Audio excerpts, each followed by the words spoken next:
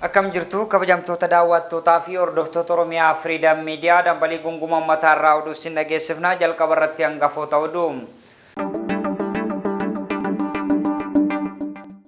Imaammata fooyyessaa dinagdee hojiirraa oolchuu kan jalqabde Itoophiyaan gatii sharafaa doolaara baankota Itoophiyaatti birrii 76 galchite.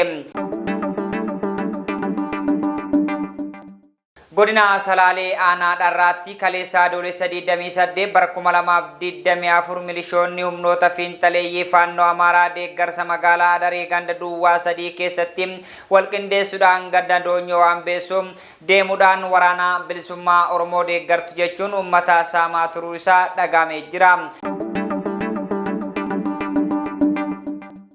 Naannoo Sidaamaatti balaa sigigaa lafaatiin lubbuun namoota 6 dabarte. Oduu kenna biraatiin paarlaamaan Tarkii humna galaana biyyattii gara Somaaliyaa akka bobba'u raggaasise. Oduu sin dhageessisuun keessi wajjin turaan Jibriil Muhammadii amma oduu bal'inaan. Imaammata fooyyessaa dinagdee hojiirraa oolchuu kan jalqabde Itoophiyaan gatii sharafaa doolaara baankota Itoophiyaatti birrii 76 galchite. Gatiin sharafaa alaa gabaa irratti akka hundaa'u mootummaan murtee hordofuudhaan har'a baankota Itoophiyaa hojiirraa oolchuu jalqabdee jirti. Guutuu gabaasa kanaa Xubaabunee akka nutti dhiyeessiti. Imaammata fooyyessa dinagdee hojiirra oolchuu kan jalqabde Itoophiyaan gatii sharafa doolaaraa baankota Itoophiyaatti birrii 76 galchite. Gatiin sharafa alaa gabaa irratti akka hundaa'u mootummaan murteessuu hordofee har'a baankota Itoophiyaatti hojiirra ooluu jalqabee jira.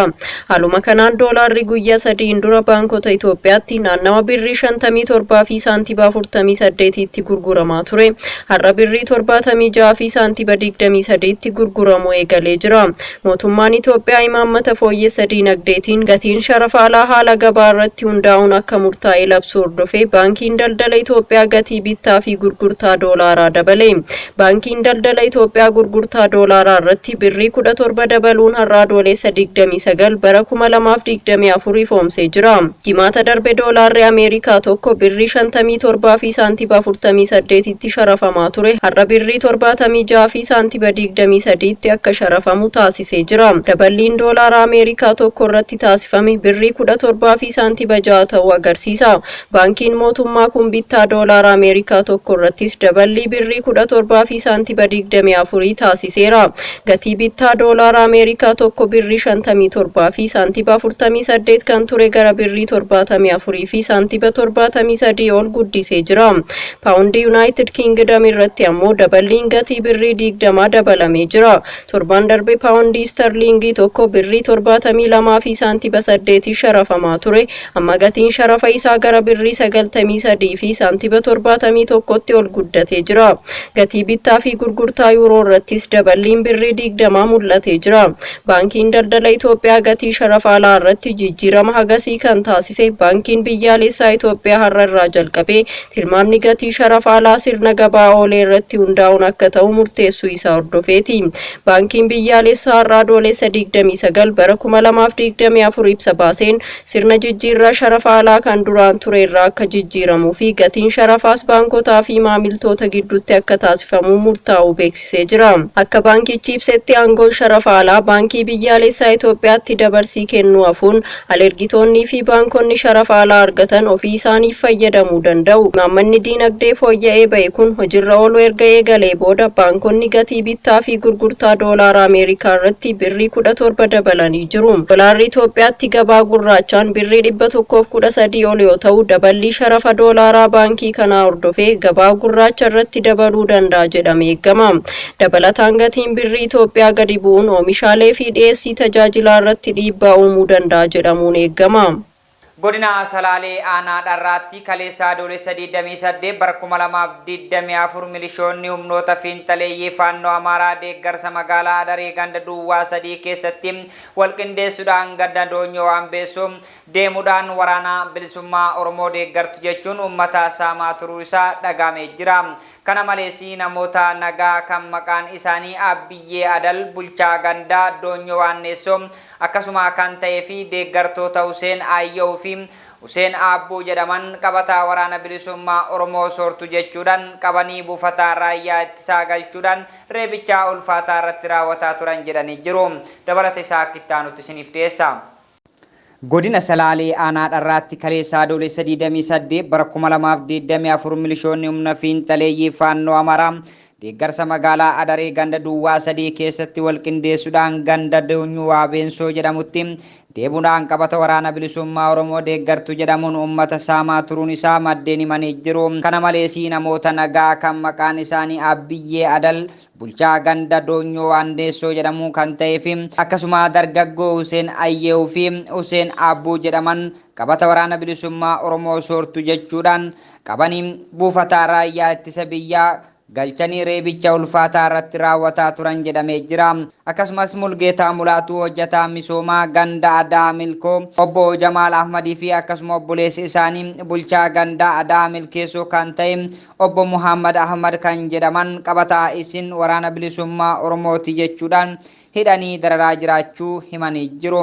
Aanichi uummata Oromoo cabsuuf bal'inaan hojjechaa jiraachuu kan himan kana kan raawwachiisu deeggartoota fiinxaleeyyii faannoo Amaaraa caasaa mootummaa keessa jiran hoogganaa waajjira bulchiinsaa fi nageenyaa aanaa dharraa dabalateeti jedhamee jira. Uummanni wal ijaaree humnoota fiinxaleeyyii faannoo Amaaraa daangaa cabsanii seenan kana of keessaa baasuun daangaa isaa eeggachuudhaaf hanga inni dandayetti rakkoon nageenyaa ta'e daandii furmaataa waaraa kan hin arganne ta'uusaa maddeen dhaamanii jiru. Naannoo Sidaamaatti balaa sigigaa lafaatiin lubbuun namoota 6 dabarte.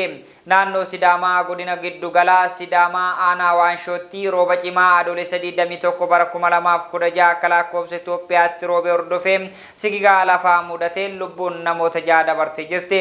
Guutuu isaa Xuubaa Bunee akka itti aanutti dhiyeessite.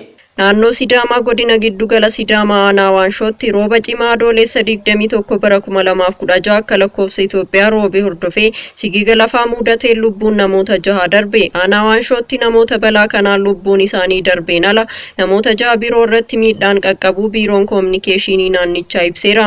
Torban darbe naannoo kibba Itoophiyaa godina Goofaatti aanaa Gazzee Goofaatti balaa sigiga lafaa mudatee lubbuun namoota 250 olii darbuun ni yaadatama.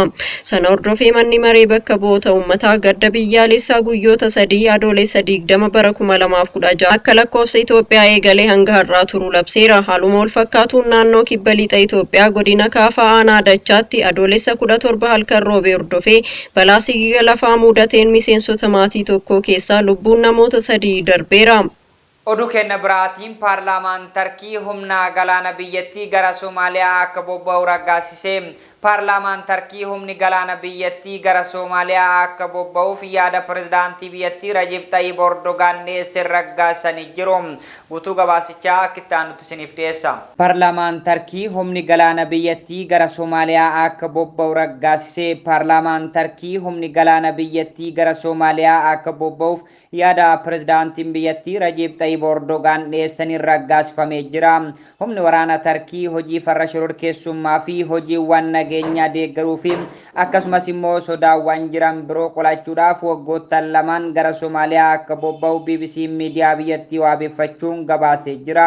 Humni galaana Tarkii gara Soomaaliyaa kan imalu biyyoonni lameen ji'oottan 5 dura gurraandhala 9 bara 2024 waliigaltee waraanaa waliif mallatteessuu hordofeeti. Qabiyyee waliigaltee kana guutumatti ibsamuu baatus keessattuu gamaa humna ittisaatiin Tarkiin humna galaana Soomaaliyaa cimsuudhaaf handaara galaana biyyattii eegurrattis bira dhaabbachuudhaaf waliigaltee jirti. Haa ta'u malee waliigalteen kun bulchiinsa Soomaaliyaatti irraa mormiin isaan mudatee jira. Akka bulchiinsa of danda'etti kan of ilaaltu Somaalilaandiin sochii humna galaana Tarkii gara handaara galaana Somaalilaandii bobbaasuudhaaf taasifamu kamuu akka mormitu ibsuun ishees ni yaadatama. Egaa kabajamtoota daawwattootaa fi hordoftoota Oromiyaa Freedom Media dambalii gunguma uummatarraa oduu narraaf qopheeffannee kanneen hangammaa turanii oduu sena geessuun kan isin wajjin ture an Jibriil Muhammadii ogummaa kaameraaf teeknikaan Umar Jamaaltu nafaana ture qophiilee OFM kanneen hafa waliin turtii gaarii.